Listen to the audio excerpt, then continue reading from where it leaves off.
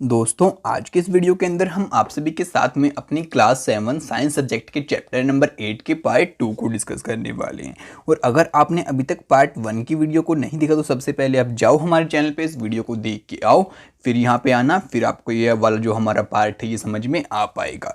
तो यार जैसे कि आप सभी जानते हैं, पिछले वाले चैप्टर जो हमारा पार्ट था वहाँ पे मैंने आपको बताया था कि भाई जो आपकी एक्टिविटी 8.2 है उसमें आपको क्या करना है, 8.3 के अंदर आपको क्या करना है, 8.4 के अंदर आपको क्या करना है, और फिर देखने की क्या रिजल्ट आपको यहाँ पे देखने को मिलते हैं। तो चलो फटाफट से बात करते हैं क्या रिजल्ट आपको देखने को मिलेंगे और क्या सीन आपके साथ में यहाँ पे हो सकते हैं। कहते हैं were the observations along the lines you thought do you get the feeling that the increased wind speed is accompanied by reduce air pressure. तो कहता है कि आपने जो भी एक्टिविटी पीछे की थी, जैसे कि जो आपकी बोतल थी उसके अंदर आपने यहाँ पे आपका पेपर बोल रखी थी, फिर 2 बलून्स थे, आपको उन्होंने ऐसे स्टिक किया था, साथ में जो यहाँ पे आपने हवा भी मार के देखी थी आपको जो पेपर स्ट्रिप थी इसके अंदर। तो यार यहाँ से आपको एक बात ज़रूर समझ में आई कि भाई अगर आपकी जो विंड की स्पीड बढ़ती है, यानी कि जो आपकी हवा की स्पीड बढ़ती है, तो क्या होता है, इससे आपका जो एयर प्रेशर होता है वो क्या जाता है, आपका रिड्यूस होता है। ठीक है।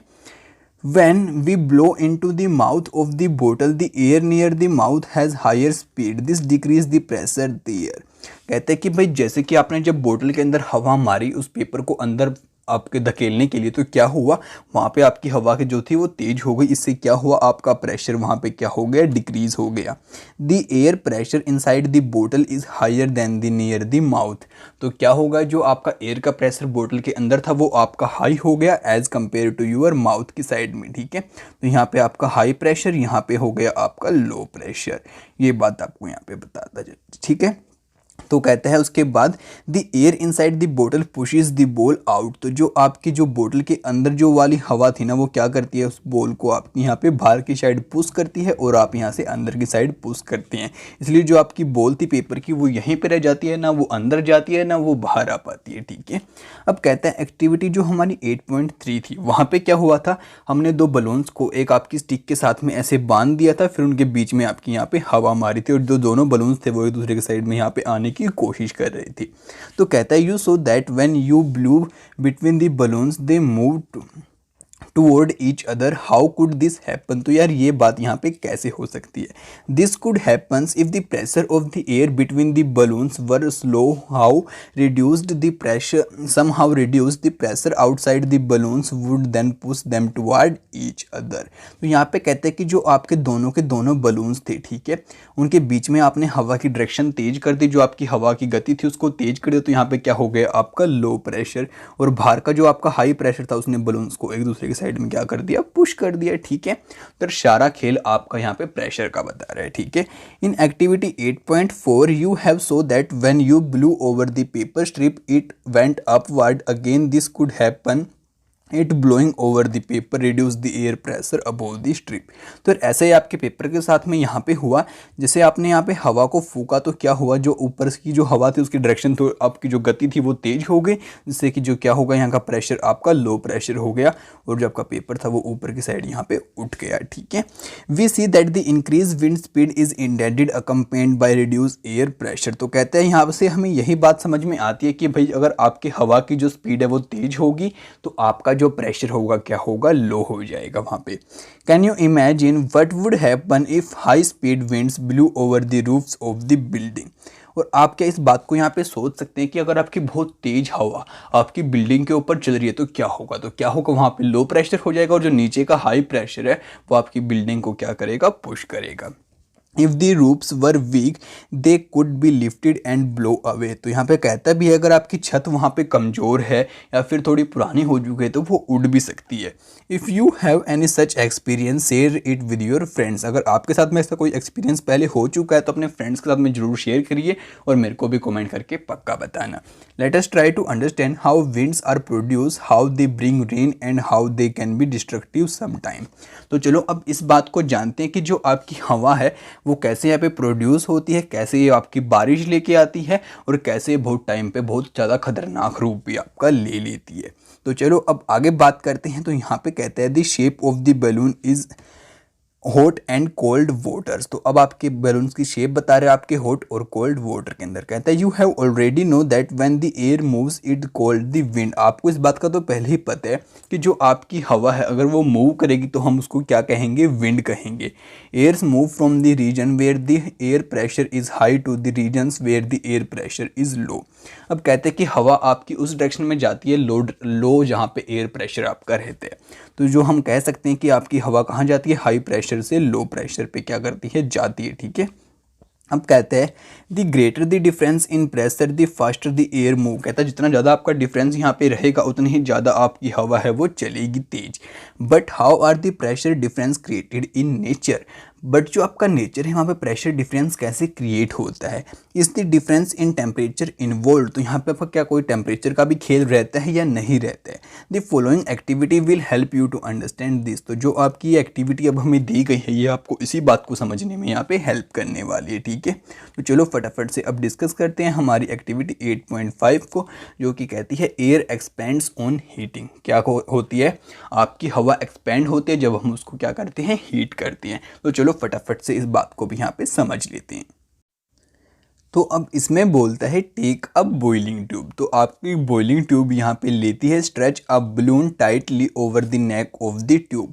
फिर आपको क्या करना है, जो आपकी ट्यूब आपने लिया उसके ऊपर आपको बलून को क्या कर देना है, यहाँ पे टाइटली बांध देना है। You can use a tape to mask it tight. आप एक यहाँ पे टेप का भी यूज़ कर सकते हैं इसको टाइट बांधने के लिए। Pour some hot waters in a beaker inside the boiling tube with the balloons in the hot water. Observe for 2-3 minutes for any change in the shape of the balloon. फिर आपको क्या करना है कि भाई जो आपकी ट्यूब थी इसको एक बीकर के अंदर डाल देना जहाँ पे आपका क्या होना चाहिए, गर्म पानी। और फिर आपको देखना है कि जो आपके बलून की शेप थी वो कैसी हो जाएगी। ठीक है। Take the tube out, let it cool down to the room temperature, take some ice cold water in the another beaker and place the tube with the balloons in the cold water for 2-3 minutes, observe the change in the shape of the balloon. तो अब आपको कहते हैं कि आपको क्या करना है, जैसे आपको यहाँ पे दिखा रखा है। ठीक है। आपको एक ट्यूब लेनी है जो कि आपकी हॉट ट्यूब होनी चाहिए। उसके ऊपर क्या करना है, आपको एक बलून को यहाँ पे बांध देना है। आप टेप का भी यूज़ कर सकते हैं। फिर आपको उस बीकर के अंदर ऐसे डालना है जहाँ पे आपका गर्म पानी होगा। फिर देखना है कि जो आपकी शेप है वो कैसी यहाँ पे हो जाएगी। ठीक है। डालने के बाद आपकी शेप कैसी हो जाएगी और फिर उसके बाद आपको उससे बाहर निकालना है, कुछ टाइम तक रूम टेम्परेचर पर उसको रखना है। फिर अगेन से उसको डालना है जहाँ पे आपकी बर्फ़ हो बीकर के अंदर, यानी कि ठंडे पानी के अंदर। फिर आपको शेप देखनी है कि कैसी शेप यहाँ पे आपकी हो जाएगी बलून की। तो चलो अब आगे कहते हैं। तो आगे आप सभी को बोलते हैं think and try to answer. तो अब आप सोचो कि क्या इसका आंसर यहाँ पे हो सकता है। What make the balloons inflated when the boils tube is placed in the hot water। कहते हैं कि क्या चीज़ आपके बलून को क्या कर देती है, थोड़ा फुला देती है जब हम उसको हॉट वाटर के अंदर यहाँ पे डालते हैं। Why is the same balloons deflated when the tube is kept in cold water। और वही आपका सेम बलून जब हम उसको क्या करते हैं, ट्यूब को ठंडे पानी के अंदर डालते हैं तो सुकड़ जाता है। तो क्यों सुकड़ता है आपका। Can we infer from the first observation that air expand on heating. तो इससे हम क्या ये बात कह सकते हैं कि जो हमारी हवा है वो एक्सपैंड करती है जब हम उसको क्या करते हैं, हीट करते हैं। Can you now state that what happens to the air in the boiling tube when it cools down. आप इस बात को अब यहाँ पे समझ सकते हैं। अगर जो आपकी ट्यूब थी जब हमने ठंडी की तो क्या चीज़ उसके साथ में यहाँ पे हुई, आपकी बलून के साथ में। The next activity is very interesting, this will make you understand more about the hot air. जो हमारी नेक्स्ट एक्टिविटी है वो इससे भी ज़्यादा इंटरेस्टिंग है और आपको बताएगी और अच्छे से और डिटेल के अंदर आपकी हॉट एयर के बारे में। तो ये आ गई हमारी एक्टिविटी 8.6 और देखते हैं ये क्या बात हमको यहाँ पे कहना चाहती है। कहती है टेक 2 पेपर बैग्स और empty paper cups of small size. आपको क्या करो, या तो आप कोई 2 पेपर के कप ले लो या कोई बैग्स ले लो। ठीक है। Hang the 2 bags in the inverted position on the same and on the 2 ends of a metal और अ वुडन स्टिक। आपको फिर क्या करना है, एक वुड की स्टिक लेनी है, ऐसे उसको बीच में से यहाँ से लगाना भी है, टाइट भी करना है। फिर यहाँ पे दोनों के आपके जो पेपर के बैग्स हैं उनको यहाँ पे ऐसे लटका देना है। ठीक है। Tie a piece of thread in the middle of the stick. Hold the stick by the thread as in a balance. Put a burning candle below one of the bag as shown in the figure. Observe what happens. फिर आपको क्या करना है, इन दोनों में से किसी एक बैग के नीचे आपको ऐसे मोमबत्ती रख देनी है और फिर आपको देखना है कि क्या यहाँ पे सीन होने वाला है, और बाकी आपको थोड़ा सा गैप बना के भी यहाँ पे रखना है। तो इन दोनों में से जो आपका एक बैग था वो ऊपर की साइड चला जाएगा और एक नीचे की साइड यहाँ पे आ जाएगा। तो इससे भी हमें क्या बात समझ में आती है कि जो हमारी एयर है जब हम उसको हीट करते हैं तो क्या करती है, वो एक्सपेंड करती है। ठीक है, बाकी चलो फटाफट से अब आगे समझ लेते हैं। तो अब कहता है why is the balance of the bag disturb. तो जो आपके बैग्स हमने ऐसे टाइट किए थे उनका जो आपका बैलेंस यहाँ पे बना हुआ था वो डिस्टर्ब ऐसे क्यों हो गया, तो ये क्वेश्चन भी आपसे यहाँ पे पूछता है। Does this activity indicate that the warm air rise up. क्या ये एक्टिविटी आपको ये बात भी बताती है कि जब आपकी हवा गर्म होती है तो वो ऊपर की साइड क्या करती है, आपकी मूव करती है। As the warm air rise up it pushes the bag above the candle. Does the disturbance of the balance suggest that the air warm air is lighter than the cold air. और ये आपको एक बात यहाँ पे और clear करती है कि जो आपकी गर्म हवा होती है, वार्म एयर रहती है, वो आपकी थोड़ी लाइटर होती है as compare to your cold air जो कि आपकी थोड़ी यहाँ पे हैवी रहेगी। Can you now explain why smoke always rise up. तो क्या अब आप इस बात का यहाँ पे आंसर दे सकते हैं कि जो आपका धुआं है हर बार ऊपर की साइड ही क्यों जाता है, तो इस बात का आप आंसर यहाँ पे इजीली दे सकते हैं। Also it is important to remember that on heating the air expand occupies more space. आपको इस बात को भी यहाँ पे याद रखना होगा कि जब आपकी हवा को हम हीट करते हैं तो वो आपकी एक्सपेंड करती है और उसको और ज़्यादा स्पेस की क्या होती है, रिक्वायरमेंट होती है। When the same thing occupies more space it blow becomes lighter. और कहते हैं कि अगर आपकी कोई मानो इतनी सी चीज़ है और वही बहुत ज़्यादा स्पेस ले, कि मानो पहले इतनी चीज़ आपका थोड़ा सा स्पेस ले रही थी, अब वो थोड़ी बड़ी हो गई और ज़्यादा स्पेस ले रही है, तो उसका मतलब क्या है, वो पहले से हल्की हो गई है। ठीक है, the warm air is therefore lighter than the cold air. और इसलिए हम कह सकते हैं कि जो आपकी गर्म हवा रहती है वो आपकी ठंडी हवा से थोड़ी क्या रहती है, लाइटर रहती है। That is the reasons that the smoke goes up. और यही आपका रीज़न रहता है कि जो आपका धुआं है वो ऊपर की साइड जाता है। In the nature there are several situations when where warm air rise at a place the air pressure at that place is lowered. और कहते हैं कि यहाँ पे बहुत सारी जगह हमको हमारे नेचर के अंदर ऐसी देखने को मिल जाती है जहाँ पे क्या होती है, आपकी हवा गर्म हो जाती है और वो आपकी ऊपर की साइड जाती है, तो वहाँ पे जो आपका प्रेशर होता है वो कैसा हो जाता है, कम हो जाता है, लोअर हो जाता है। The cold air from the surrounding areas rushes it in to fill it space. और जो आपके आसपास की ठंडी हवा होती है, मानो भी यहाँ पे आपका हॉट गर्म हवा हो चुके तो वो ऊपर की साइड जाना स्टार्ट कर देगी, और जो आपके आसपास की ठंडी हवा है वो क्या करेगी, इसकी जगह को लेने के लिए इसकी तरफ यहाँ पे मूव करना स्टार्ट कर देगी। तो बेसिकली कुछ ऐसा आपका सीन यहाँ पे बन सकता है कि भाई जो आसपास की हवा है वो तो यहाँ पे आ रही है और जो यहाँ की हवा है वो ऊपर की साइड आपकी उठती जा रही है। ठीक है, कहता है they set up conservations in air as you learn in chapter number 4। तो ये क्या करता है, आपकी हवा के अंदर एक कंजर्वेशन चीज़ लेके आ जाता है जो कि आपने अपने चैप्टर नंबर 4 के अंदर भी सीखा होगा। और अगर आपने अभी तक चैप्टर 4 की वीडियो नहीं देखी तो फटाफट से जाओ हमारे चैनल पे और वहाँ पे जाकर आप उसको ईजिली देख सकते हैं। तो चलो फटाफट से बात करते हैं अब आगे। तो कहता है wind currents are generated due to the uneven heating on the earth. कहते हैं कि भाई जो आपकी विंड की करंट्स हैं वो कैसे जनरेट होती हैं, वो इसलिए जनरेट होती है क्योंकि जो आपकी अर्थ है उसके ऊपर आपकी एक जैसी हीटिंग सभी जगह नहीं होती, वो आपकी अलग अलग रहती है। तो चलो इस बात को भी यहाँ पे समझते हैं। और कहते हैं दीज सिचुएशंस आर, सबसे पहली सिचुएशन आपकी रहती है uneven heating between the equator and the poles. तो सबसे पहले हम डिस्कस करेंगे आपकी जो हीट रहती है पोल से इक्वेटर तक आपकी कैसे रहती है। अब आपका इक्वेटर आपको पता है यहाँ पे रहता है, पोल रहते हैं यहाँ पे, और इनके बीच का जो एरिया है यहाँ पे कैसे आपकी जो हीट है वो अलग अलग रहती है। ठीक है, you might have learned in geography that regions close to the equator get maximum heat from the sun. कहते हैं कि आपने जियोग्राफी के अंदर इस बात को स्टडी किया होगा कि जो आपके इक्वेटर रहते हैं उसके आसपास का जो एरिया रहता है वहाँ पे आपकी बहुत ज़्यादा हीट आती है सन के पास से। The air in these regions gets warm. तो जो यहाँ के आपके रीजन रहते हैं वहाँ की जो हवा होती है क्या हो जाती है, आपकी गर्म हो जाती है। ठीक है, बेसिकली आपको ये बात कहना चाहते हैं कि आपका पोल यहाँ पे रहता है, इक्वेटर यहाँ पे रहता है, तो जो इसके आसपास का मानो ये वाला रीजन है, तो यहाँ पे आपकी बहुत सारी हीट आएगी, इस वाले एरिया में भी आएगी, और यहाँ पे अगर ज़्यादा हीट आएगी तो क्या होगी, यहाँ की आपकी हवा थी वो गर्म हो जाएगी। The warm air rises and the colder air from the regions in the 0-30 degree latitudes belt on each side of the equators move इन।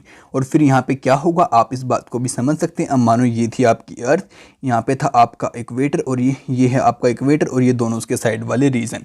अब यहाँ पे क्या हुआ कि भाई आपको थोड़ा जूम करके बताता हूँ। देखो ऐसा कुछ था।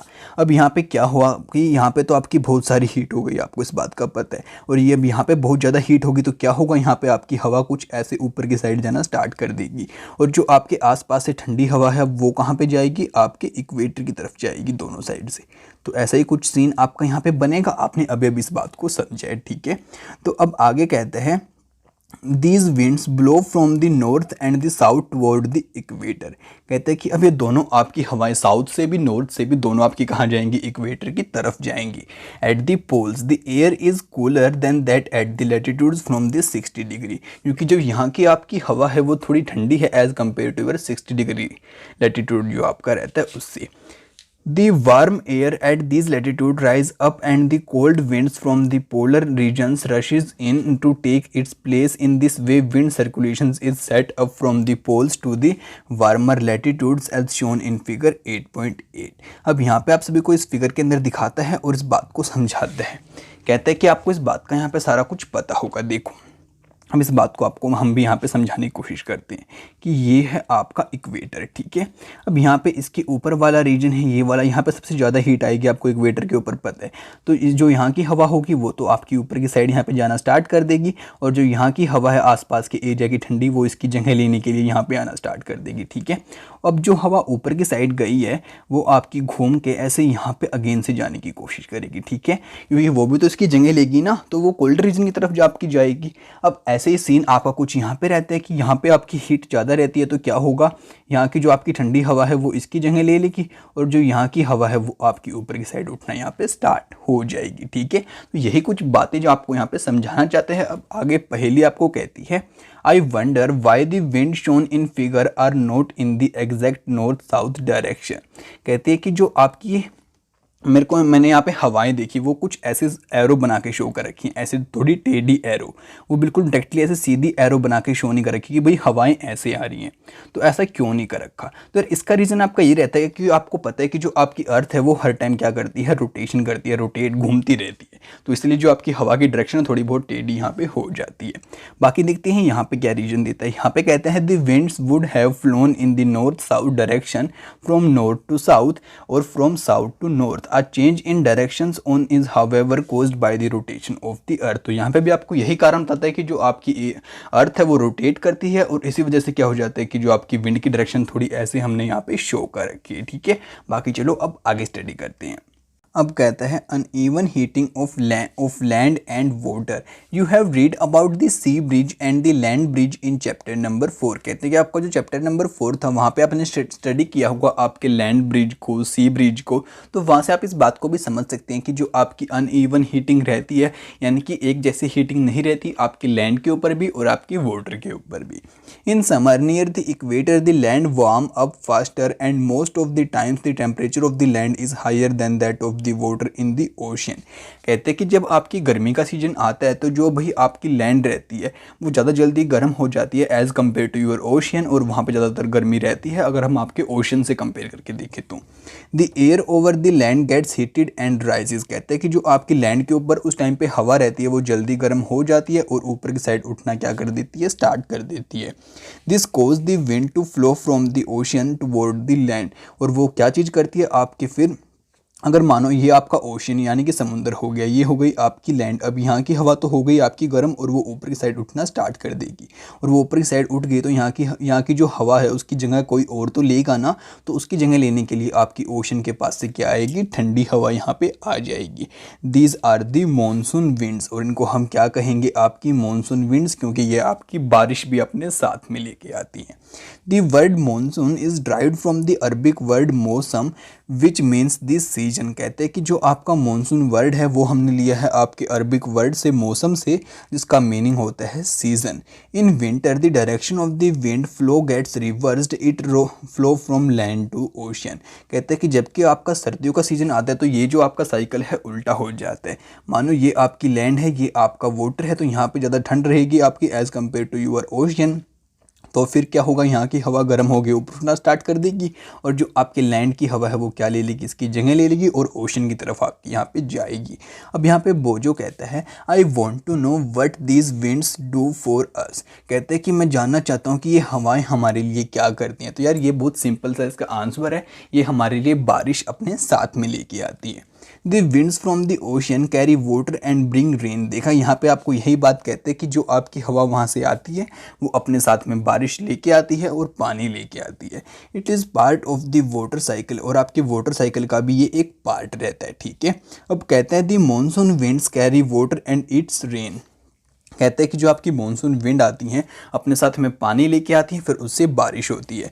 Cloud brings rains and give us happiness. कहते हैं कि जो आपके बादल होते हैं फिर वो बारिश दे देते हैं और उससे हमें बहुत ज़्यादा खुशी मिलती है।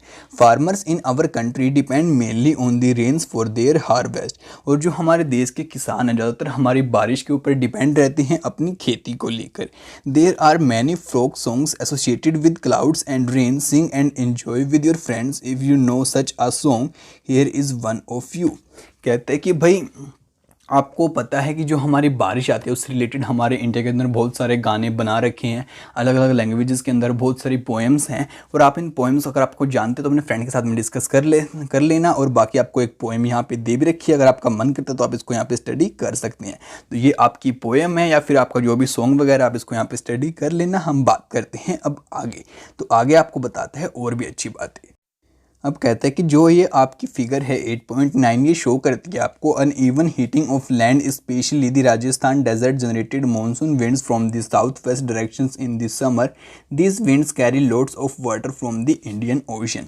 अब ये जो इमेज है ये आपको शो कर रही है कि जो आपका राजस्थान का एरिया है वो कैसे आपका जो साउथर्न वेस्ट का आपका समुंदर है वहाँ से कैसे आपकी मानसून विंड्स को जनरेट करने में हेल्प करता है, और वहाँ से कैसे वो आपकी विंड्स फिर पानी को लेके अपने साथ में आती हैं, ठीक है। अब आगे बोलते हैं however it is not always a happy ending, rains often create problems. कहते हैं कि भाई ऐसा ही नहीं है कि जो हमारी बारिश है हमारे लिए सिर्फ खुशियाँ ही लेके आती है, वो बहुत बार हमारे लिए प्रॉब्लम्स भी इकट्ठी कर देती है और प्रॉब्लम्स क्रिएट भी कर देती है।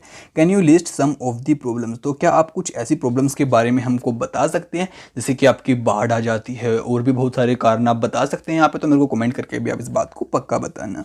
You can discuss the cause and solution of the problems with your teacher and the parents. तो आपको क्या करना है, अपने सभी के सभी जो आपके कारण हैं उनको अपने टीचर के साथ में, पेरेंट्स के साथ में डिस्कस करना है। In nature itself, there are certain situations that can sometimes create disasters and poses threat to the humans। कहते हैं कि बहुत बार ऐसी सिचुएशन भी बन जाती है जो कि आपकी बिल्कुल यहाँ पे आपदा का कारण बन जाती है, और जो हम ह्यूमंस हैं उनके लिए बहुत बड़ा खतरा बन जाती है, जानवरों के लिए बन जाती है, और जो हमारी प्लांट लाइफ है उनके लिए भी। Let us study two such situations, thunderstorm and cyclone. तो चलो फटाफट से अब हम दो ऐसी सिचुएशंस को स्टडी करते हैं जो कि हैं आपके थंडरस्टॉर्म, यानी कि जब आपकी बिजली वगैरह कड़कती है वो, और साथ में जो आपके भाई साइक्लोन वगैरह बनते हैं उसको भी, ठीक है। तो चलो फटाफट से इसको हम स्टडी करेंगे। तो यार आज के पार्ट के अंदर इतना ही, अब इस बात को स्टडी करेंगे हम अपने नेक्स्ट पार्ट के अंदर, और मैं उम्मीद करूंगा आप सभी को आज का पार्ट भी बहुत ज़्यादा पसंद आएगा। तो इस वीडियो को लाइक करना बिल्कुल भी मत भूलना, और अपने दोस्तों के साथ में यार शेयर जरूर करना भाई, जिससे कि यार वो भी घर बैठे बैठे स्टडी कर पाएँ और बिल्कुल खुश रहें। तो आपसे मिलते हैं अगली वीडियो के साथ जल्दी, तब तक के लिए दोस्तों बाय बाय।